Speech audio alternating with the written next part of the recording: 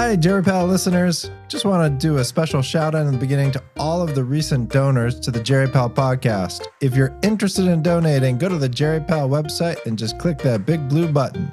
Special thank you to Margaret Leung, Huey Lin, Ken Longa, Susan McFadden, Carrie Rubenstein, Marissa Galicia Castillo, Cara Bischoff, Kate Mesrich, James Tulsky, Louise Aronson, Asher Edwards, Mark Apfel, Michael Bordowski, and Meg Walhagen. Thank you very much. And on with the show. Welcome to the Jerry Pal podcast. This is Eric Widera. This is Alex Smith. And Alex, we got a full house today. We have a full house today. We are delighted to welcome from the East Coast, we have Nadine Carter, who's a nurse practitioner who spent 7 years in outpatient endocrinology and is now a hospice and palliative care fellow at Dartmouth Health and instructor at Dartmouth. Welcome to the Jerry Pal podcast, Nadine. Thank you, guys. And we're delighted to welcome Tamryn Gray, who's an oncology and blood marrow transplant nurse by training and is a palliative care and caregiving researcher at Dana Farber Cancer Institute and instructor in medicine at Harvard Medical School. Welcome to the Jerry Pal podcast, Tamryn. Thanks so much, Alex and Eric. Happy to be here. And we're delighted to welcome back Alex Lee, who's an epidemiologist and assistant professor at UCSF in the Division of Geriatrics, very interested in diabetes and nursing homes and what should be doing, hypoglycemia, hyperglycemia, continuous glucose monitoring. We'll get into all of that. Welcome back, Alex. Thank you. Happy to be here. And you can probably tell already, the topic at hand is diabetes management in late life. We're going to be talking about it in people with short life expectancies, hospice, SNFs, the whole works, including dementia. But before we do, who has a song request for Alex? I do. Nadine, what is it? So I asked if you could play Sugar Sugar by the Archies. We won't ask why.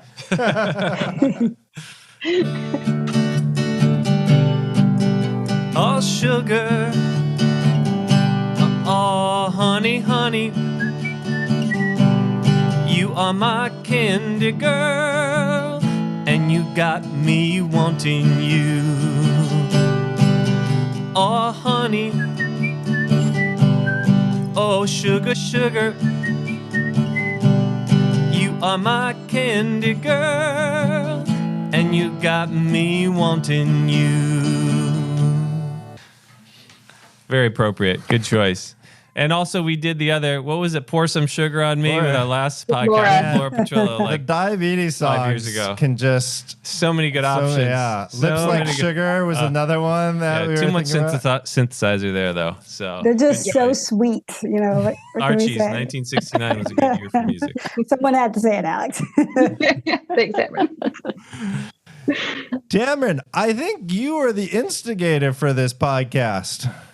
That would be correct, Eric. So I am not a diabetes expert by any means, but Nadine and I actually met a few months ago when there were a group of nurses who came together, PhDs and DNP prepared nurses. We came together here virtually in the New England area, and we were talking about research and talked about palliative care. And one of the things that Nadine mentioned is that she would love to talk more about her work. And one of the things that I know is that in nursing, we need to work together in terms of PhD and DNP nurses. So wanting to kind of amplify our voices in the podcast, but also shed light on such a topic that I know very little about. And I imagine many people do not know a lot about when it comes to diabetes and palliative care and diabetes and end-of-life care. So I was just really excited about her work, and I did instigate this. Let me ask you a question. If in your own work, yes. your clinical work, is this something that you see people struggle with? You see yourself struggle with? Yes, 100%. So my background clinically is working with cancer patients and families and those who underwent bone marrow transplant. And a lot of times for their treatment regimen, it includes steroids. So a lot of my patients with cancer or blood disorders develop diabetes as a part of, just as a result of their different treatments. So, a lot of these patients that I care for, are at risk for mortality or poor prognosis in general. Yeah. And wanting to know, how do we still provide them a quality care without giving them too many pricks and too many titrations when it comes to insulin. So I'm more familiar with patients who develop diabetes after treatment, but I'm really interested in learning about patients that Nadine cares for. I also imagine that, one of the challenges is that we often think about diabetes as an individual having to take their diabetes medications, take their finger sticks.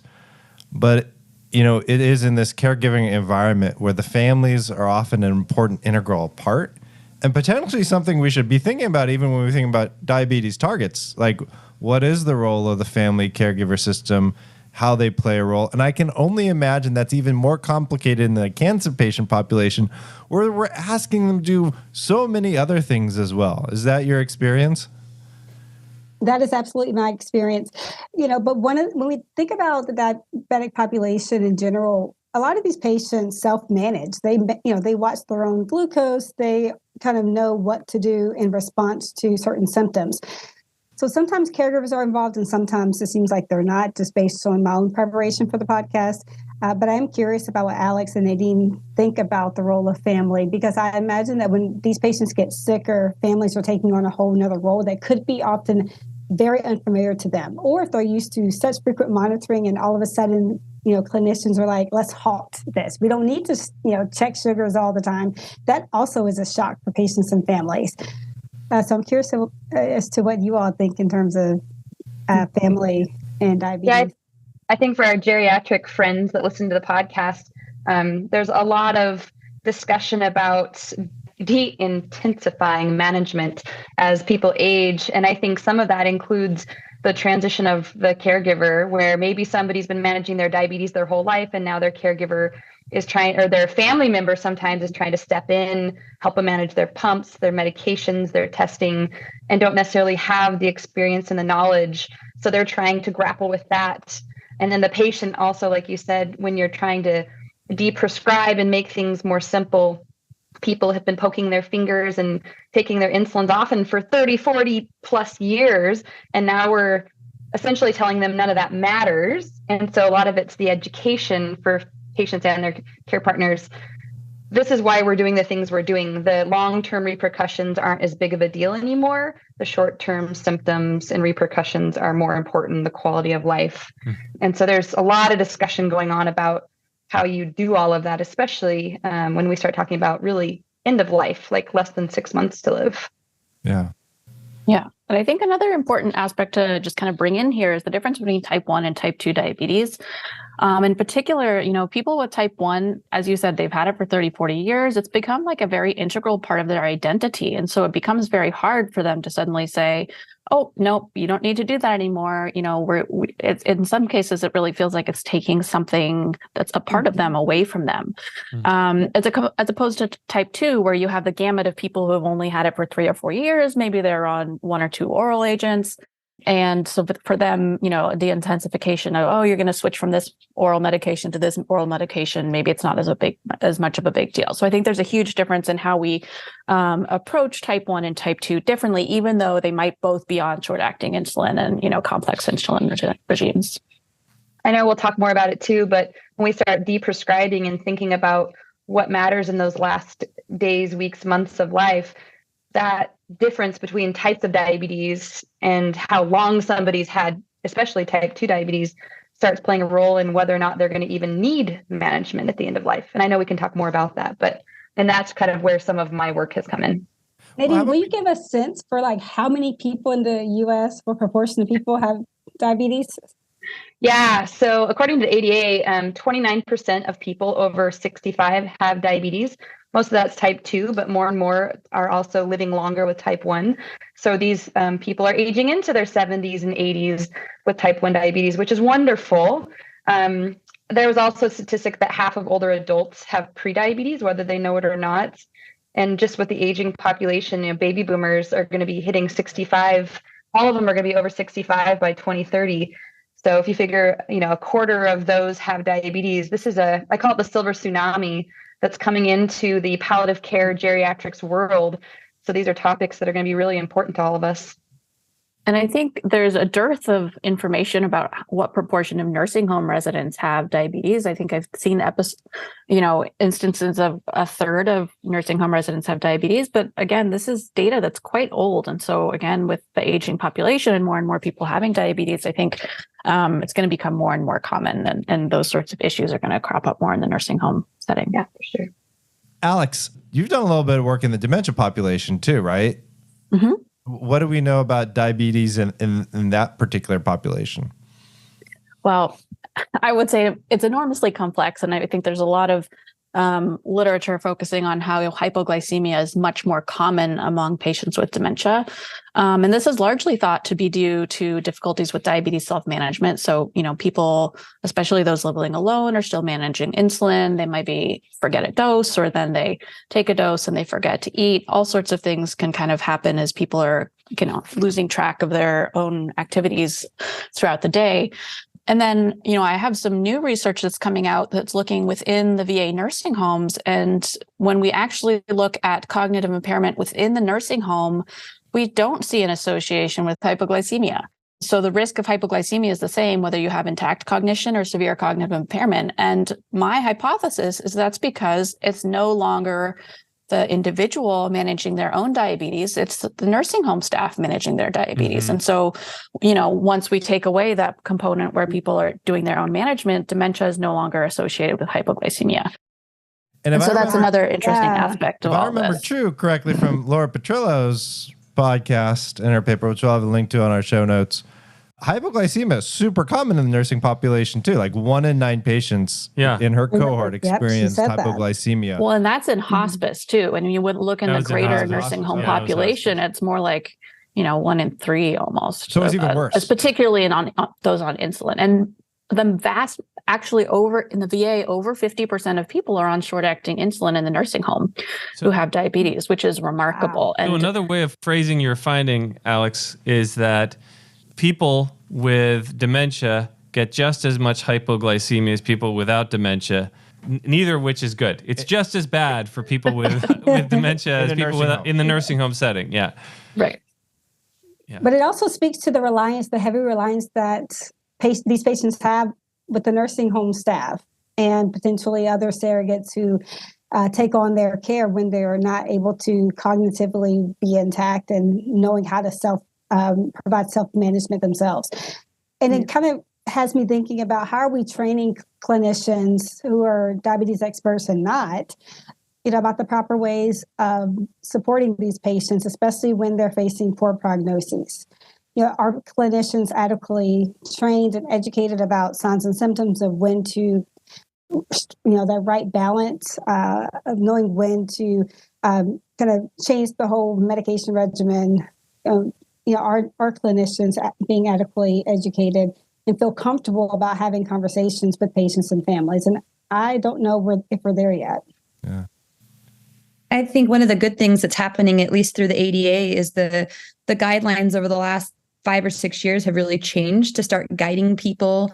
For example, if people are over 65 and they're healthy, maybe an A1C goal under 7 or 7.5 is fine.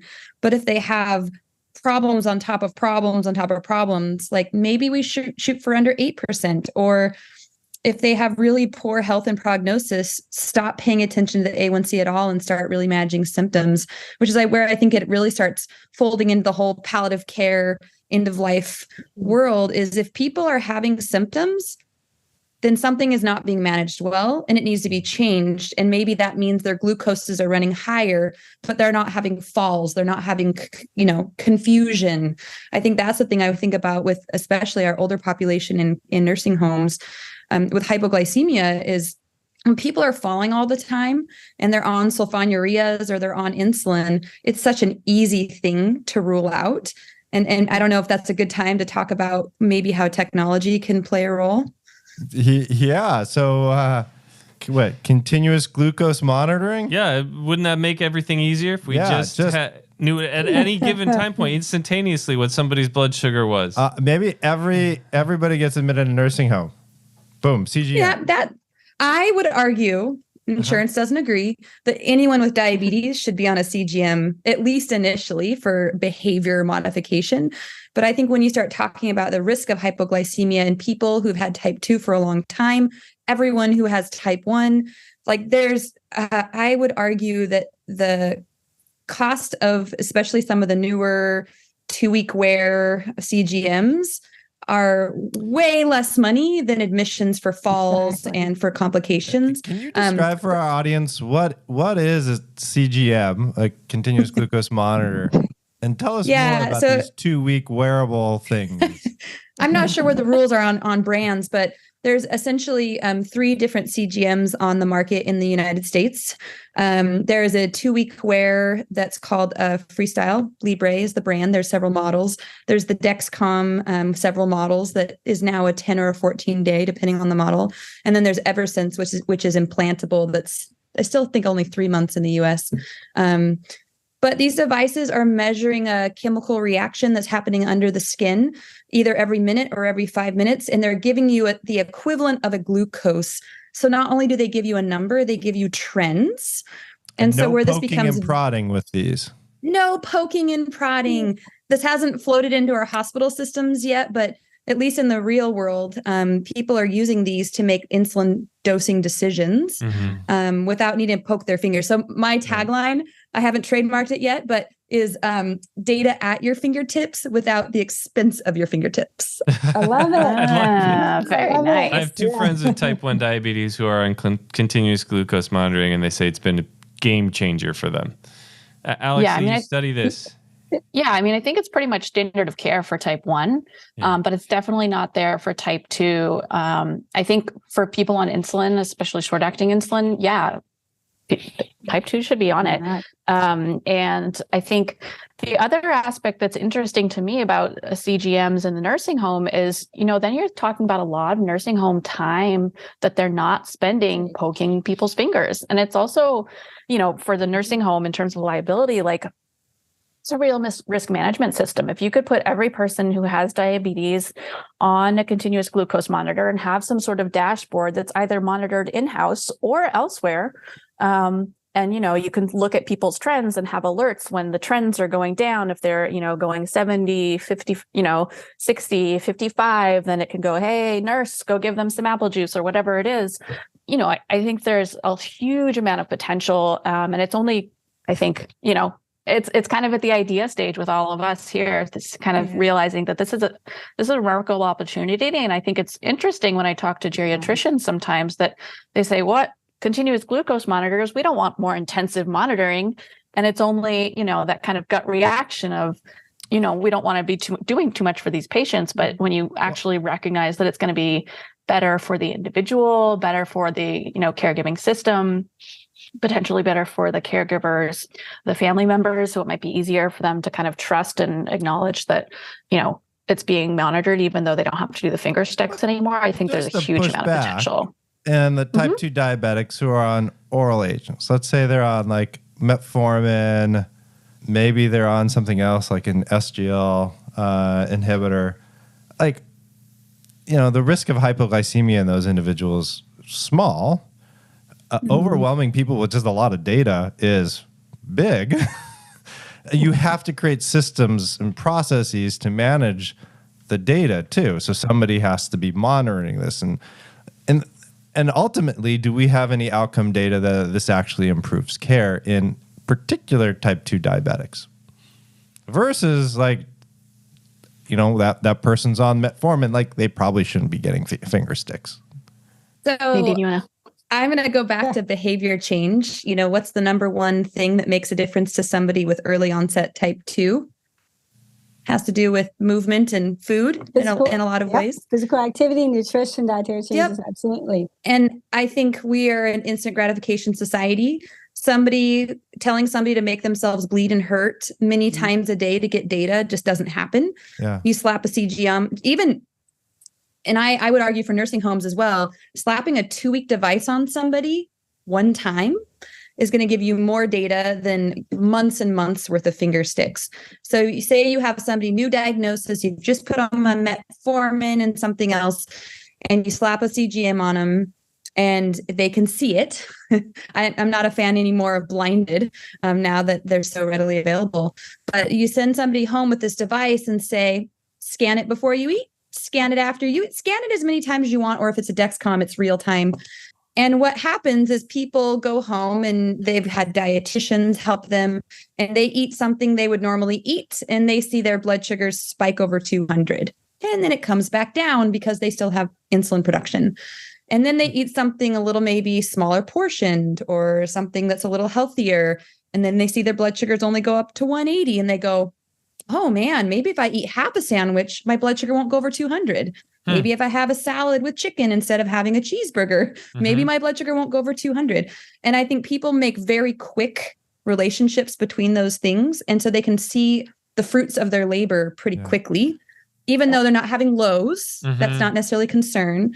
And they also start to equate the symptoms of hyperglycemia, which happen often over 180, maybe over 200 for newer diagnosis folk, with those high blood sugars. Wow, I'm really sleepy and grumpy and I can't focus when my blood sugar is 250. Then there's more motivation to not be there in the first place. But once again, insurance won't agree with me, but I do my best to prescribe as many as possible for that, even for that population. Going back to the nursing home quickly, I've actually used this in a patient in a geriatric environment, a patient who was insulin dependent, was taken off all treatments because of severe lows, and then was having in a memory unit, having a lot of behaviors and wetting the bed, and incontinence was causing falls, all these problems. And I said, well, we're not checking blood sugar. She used to be insulin dependent. So we got a Freestyle Libre, the 2-week version, slapped her on her. And after a couple of days of data, I had to teach the provider how to use it, of course, and get access to it. Blood sugars were in the 400 to 500s. I mean, it maxes out. And so we were able to show this data to the family, who is the activated DPOA, and say, I know this patient had the severe reaction and had a low blood sugar, but now they're having all these symptoms because of high blood sugars. They need to be back on insulin. We were able to initiate basal insulin, titrate it with that information. And then after about 4 weeks, blood sugars were down in the 200s. Symptoms were improving. Behaviors were improving. Still couldn't convince them to go back on anything rapid acting. But for this patient whose prognosis is indeterminate, 6 months at more than a year, we were able to really improve her quality of life just by a few weeks of gathering that data with a CGM. That's a compelling clinical argument. It is. And DPOA provoked us by saying, I tell geriatricians about this and they're like, poo-poo, the continuous glucose monitoring right away. But we got to rethink it. I'm hearing some compelling arguments here. I think part of the reason is that, we feel kind of burned by this idea of like home blood pressure monitoring and getting like reams of data from patients. It's just overwhelming. And there's no studies based on, getting, blood pressure measurements multiple times a day from patients at home. They're all based on, measurements in the office setting. So when we hear, as a clinician, you hear like continuous glucose monitoring, you're envisioning like, what am I going to do with these reams of blood sugar data? Like, I don't want to sort through that. Like, just summarize it for me. The reports have been standardized and they're summarized. So there's a snapshot, they call it an AGP report, that they all produce, all the 3 CGMs put out the same report. And it's very straightforward. You see the low, you see the high threshold, you can see where the blood sugars average. And that way it's very quick to be able to see like, they're having low blood sugars 10% of the time. Let's change something. Maybe it's stopping something, maybe it's adjusting, but it actually is pretty simple. It's like a 10-minute orientation, maybe.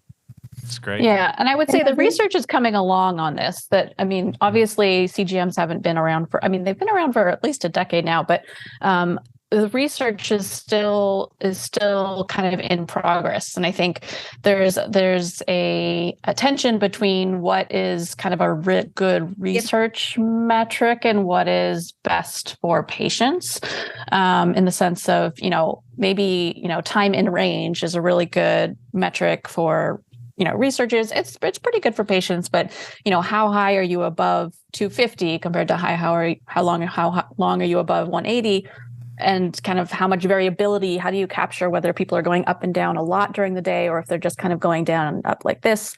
Those sorts of things are all really important to the patient experience, and they can be a little bit more complex to kind of gather and figure out how to analyzed. Is there data in type 2 diabetics that it improves like other hard outcomes?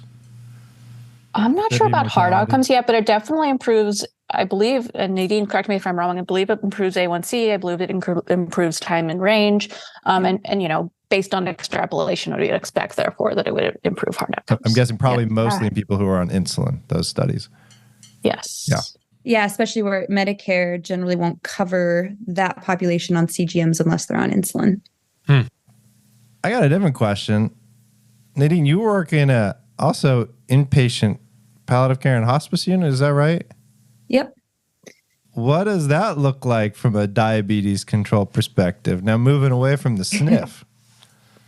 Yeah, so the reason this all came into my life, I thought maybe I had pseudo left diabetes behind and changed professions to a palliative care and hospice. Because you were working in endocrinology, right? In Idaho. Moved across country, settled in New England, and became a fellow, which as a nurse practitioner, fellowships are like unheard of, and it's an amazing program. But I found an opportunity. I couldn't like turn off my diabetes brain. And so we have a inpatient end-of-life unit, not hospice per se, but it looks very much hospice-y. We mostly get patients from hospice at home who, can't have their symptoms managed at home, but the majority of our patients come from our hospital and transfer over across the street to our inpatient end-of-life unit. And historically, the length of stay was averaging like 72 hours. And so they really came there for intensive symptom management at end of life, usually needing IV medication for pain and delirium, things like that. As we started supporting the hospital by taking longer prognoses, we started having patients who were living weeks to months who would have their diabetes management decreased or stopped in the hospital. And then we're having hyperglycemia problems at our unit. And my first response was like, why was their insulin stopped? And this is where it all started from. So learning more about how to inform providers on how to make decisions about deprescribing based on prognosis, based on diabetes type, based on their oral intake and their goals. And so essentially in what just went live 2 weeks ago is I, working with our pharmacist at our end-of-life unit and our diabetes inpatient team, we created an insulin order set specific for our unit, but also anticipatory guidance for our providers, because it doesn't happen often that this needs to be done, on how to decide who to deprescribe coming over to our unit. So how often we should check their blood sugars and how often we should be giving them insulin. Also, we have a very liberalized diet plan. We have a chef who will cook our patients anything they want. Wow. And for comfort feeding at end of life. And this means no carb counting, and our staff and our nurses aren't trained to manage insulin related to food. And so we really had to be very mindful of making it as simple as possible. So what we ended up doing is basically creating an order set and a plan to either adjust their current insulin plan, increase it, decrease it, stop it. Give but us we also the have general sense of what this looks like. I'm sure all of our listeners are wanting to see it and hear it. Can you kind of walk us through kind of the key components? Yeah. So the first part for me was just literature review. And to Tamryn's point, I had a really hard time finding good guidelines of any kind related to end of life, especially in an inpatient hospice kind of unit. Yeah. And so I felt like, gosh, I want to have this be research-based, and there's not much out there other than some expert opinions. And so we kind of wanted to kind of create our own with the information that was out there. And so some of the things that were very clear is patient and family goals matter. If somebody especially with type 2 says, I don't want to take insulin, I don't want you poking my finger, and I want to eat whatever I want, great. As long as they understand the repercussions of potential hyperglycemia, then that's their choice. Prognosis matters a lot. And so I created some flow charts and some tables for different learning types and the anticipatory guidance to help people decide, what the providers help to decide what's the best way. And prognosis is probably the most important thing. we're looking at hours to days, days to weeks, weeks to months. And so really, with people who have weeks to months to live, then loosening the expectations and the plan from finger sticks and insulin dosing is okay, but there's no reason to discontinue it. If their blood sugars are still running in the 300-400s, then we still need to be doing something. My aim is usually in that population, like 150 to 250, like is a reasonable target. We have a loose goal of like 150 to 300. So fasting under 200, random under 300. And that's because over 300, you're starting to get potentially symptoms as far as increased urination, maybe headaches. Yep. Yeah. Although You can I will actually start say having there's those symptoms in the 200s, but go ahead. I was going to say there's very little data on when symptoms actually occur at what glucose levels. Yeah. And this is something in type 2. Yeah. And this is something I'm really interested in looking into in my research and kind of understanding, like, when do those symptoms start? And is it different for different patients? I mean, I think there's a lot of evidence kind of at a more molecular level that suggests it's not just the average or the peak or the low. It's kind of like where they sit. And again, back to the fluctuation. And so if someone's sitting high all the time, they might not have that many symptoms. If they just go, from 300 to 350, that might not bother them. Whereas someone who's sitting at 250 all the time and then they hit 350 or 400, then they're going to suddenly have a lot of symptoms. So I think it's quite complex, and we really don't have a good understanding of it. I definitely agree. Like to Alex's point, every individual is so different in terms of their needs, in terms of their baseline. And I think one of the key takeaways from this podcast should be that we need to have a good assessment on prior medication use and prior self-management practices for individual patients before we make any substantial changes when they're really sick or approaching end-of-life care. I also think there's a balance that we need to have when it comes to giving them and maintaining a sense of autonomy and control, but also making sure that they're safe in the process. The patients are safe in terms of not getting too high or too low. Yeah. And I think because these patients are unique in that aspect, they're not always necessarily in the hospital like, say, cancer patients are. They know how to manage a lot of these back at home and in the community. So giving them that sense of control even towards the end is, I think, hugely important. And Tamryn, let me ask you this, is that I can say from a provider's perspective, historically, we were very focused on the risks of hyperglycemia while largely ignoring the risks of hypoglycemia. I think that's changing, and certainly changing in guidelines. What do you think from a family caregiver perspective? Is it still a lot of focus on the risk of hyperglycemia, or do people understand in general, like the risks of hypoglycemia and the reason that we become a little bit more liberal as morbidities add up, prognosis worsens? Yeah, I think a lot of families would be really worried about stopping insulin doses too quickly. Because what does that mean for the patient? I think a lot of them, there is still very much a fear of too many drastic changes because they're so used to such tight glycemic control. But I think when it comes to active listening with the patient and family, remembering where the patient is in that given moment in terms of how they're eating, how they're behaving, what symptoms they have, by each given day, it's important to consider before kind of freaking out over their glucose levels. And also, I just kind of want to reiterate, I think families should focus less on the numbers, both glucose and A1C, and more on the symptoms and what's in front of them. I don't know, Nadine, you're cheering. Yeah. Yeah, I feel like we spend so much time educating family about, well, are you going to check their oxygen saturations when we're weaning O2 with COPD? And it's like, do they look short of breath? Are they gasping? Educating family on helping recognize symptoms over actual signs or numbers. And if somebody looks uncomfortable, let's do something. If they don't look uncomfortable, even if their oxygen says it's 60, they're probably okay at the end of life. So I that's why I'm cheersing that. I feel like we need to spend much more time focusing on symptoms and how people are feeling and not so much on the numbers. And that's one of the things that we do a lot at our end of life center. Can I ask for this diabetes order set and teaching of providers, where do all these orals come in? SGLT2s and Great all question. and metformin and everything, because we're running these, while they may cause less hypoglycemia, they certainly have their own risk, especially with people with worsening organ function, renal disease, Yes. eating Appetite. less. Yeah. Is that part of your algorithm too?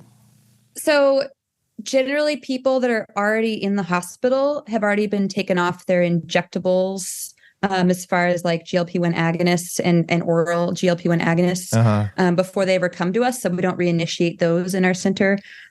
Something that we definitely pay attention to is things like metformin, sulfonylureas. Those are about the only two classes I can think of, and SGLT2 inhibitors that are continued in the hospital. I think to some degree is if people are able to take pills and they're still providing a benefit at the end of life, we'll continue them. And some of that is patient goal aligned. But the thing we do worry about with SGLT2 inhibitors, even in type 2 diabetes, is that if people are not eating or they're like in a starvation or fasting state, they can actually end up ketotic, just like somebody with type 1 diabetes. And so those medications may not be helpful.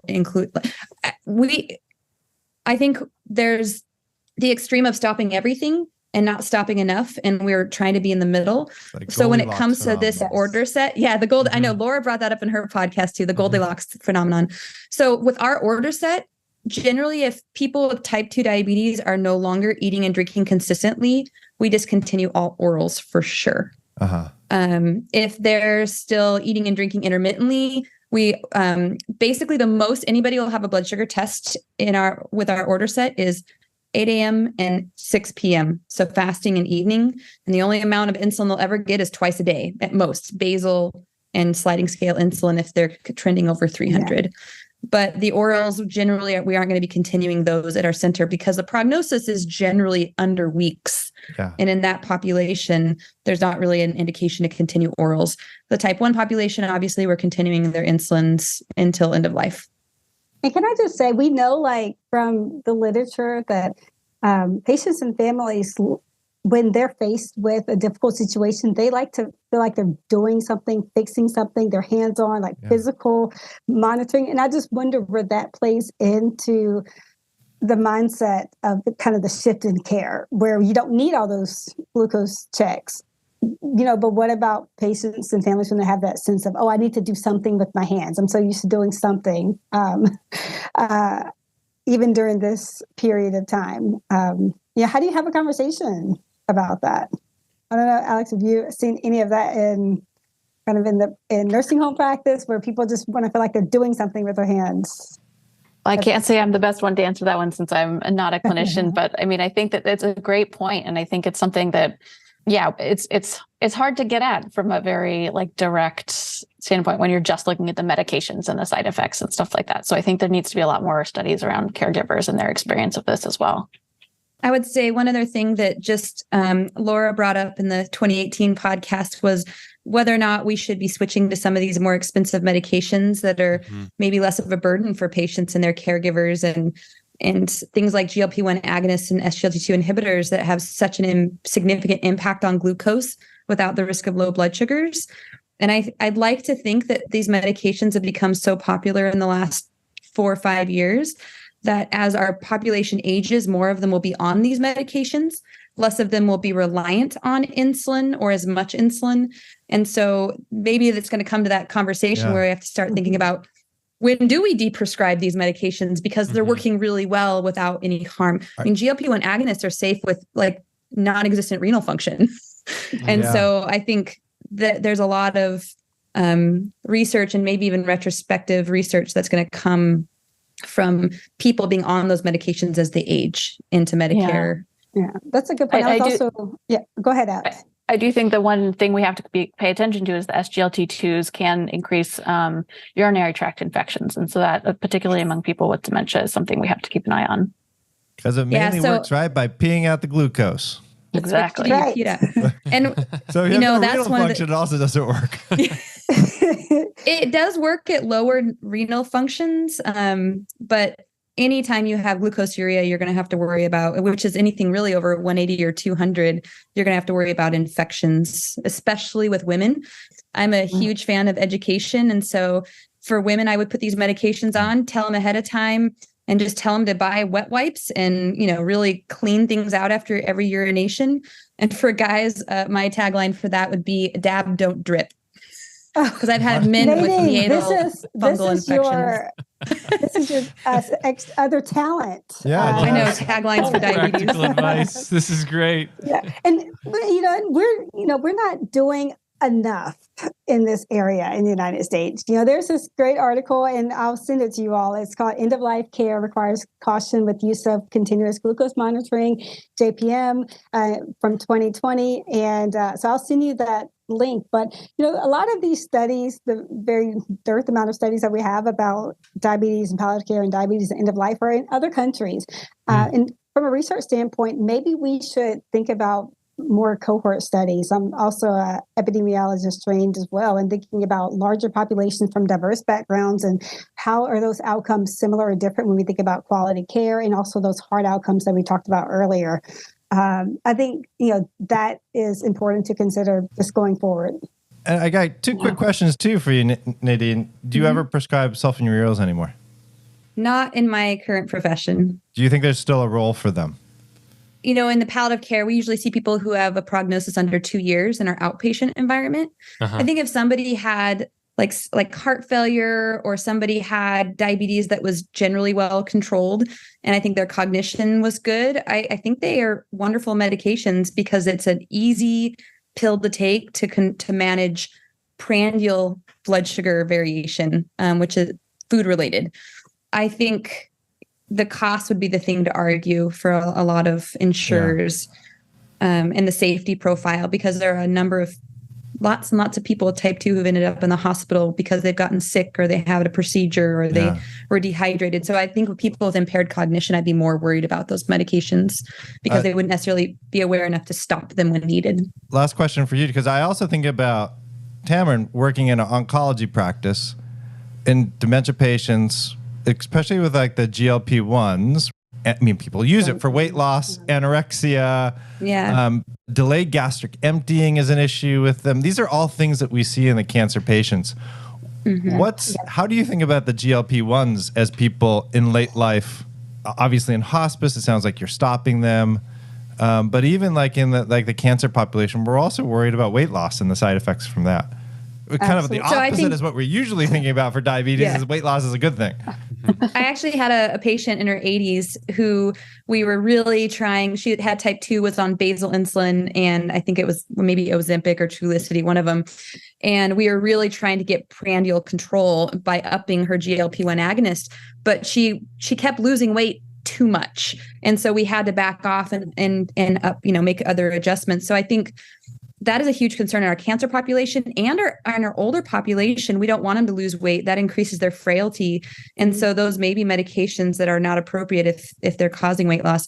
What I've seen with those medications is generally once a dose is set, there's not they still have appetite suppression from that delayed gastric emptying, but they don't tend to actively continue to lose weight. But it's hard. Every time you titrate a dose, people tend to lose more weight. Yeah. And so that's where you have to be really careful. If they've been on it for years and it's been working and it's limiting their insulin needs, which also is limiting their hypoglycemia risk, then it might be a good one to continue. Yeah, I 100% agree. These populations are so vulnerable, especially when we think about that coupled with other comorbidities. We have to really think about the trade-offs, the pros and cons of any slight titration change that we make to diabetes medications. It's going to have a ripple effect to some of the other organs. And also it makes us to reconsider what treatments they need to be on for their other comorbidities. So it is a ripple effect. And I think it just depends on the individual patient and how they're responding to treatment. Well, I want to thank all three of you for being on this podcast. Tamryn, a big thank you for pushing this podcast through. Alex, always great to have you. And Nadine. And Nadine, are you planning, is there a way that people who are interested in this algorithm, is this did you write this up somewhere, or are you planning to? Are you willing In to share process? it? Yeah. So we just went live 2 weeks ago, and so we're just in the beginning process of writing it up. It is very specific to our unit, but we hope that the process to get there will be shareable. Yeah. And so when we finally do write it up, I will definitely I'll send it to you guys, and maybe you can pass it along. Great. Yeah. Well, how about we get a little bit more of sugar before we end? Sugar, oh honey, honey, you are my candy girl, and you got me wanting you. Oh honey, oh sugar, sugar, you are my candy girl, and you got me wanting you. Nadine, Alex, Tamryn, thank you for joining us on the Jerry Pal podcast. Thank you for having me. This was fun. And thank you to all of our listeners. And we'd like to thank everybody who's donated more than $250 over the last year, including Matthew Schuster, Daryl Owens, Susan Nelson, Christopher Heck, Lindsay Yorman, Mo Rizawi, Sue Borson, Carrie Rubenstein, Marissa Galicia Castillo, Cara Bischoff, Kate Mesrich, James Tulsky, Louise Aronson, Asher Edwards, Mark Apfel, Michael Bordowski, Dwayne Dobschutz, Fish Brandt, Kelly Strait, Daryl Owens, ×2, Roseanne Leipzig, Elizabeth Chung, Amis Samoji, Harry Hahn, Nick Schneeman, Ed Mateen, Jeff and Lena Galbraith, and Himanshu Malhotra. Thanks everybody for your support. Thank you.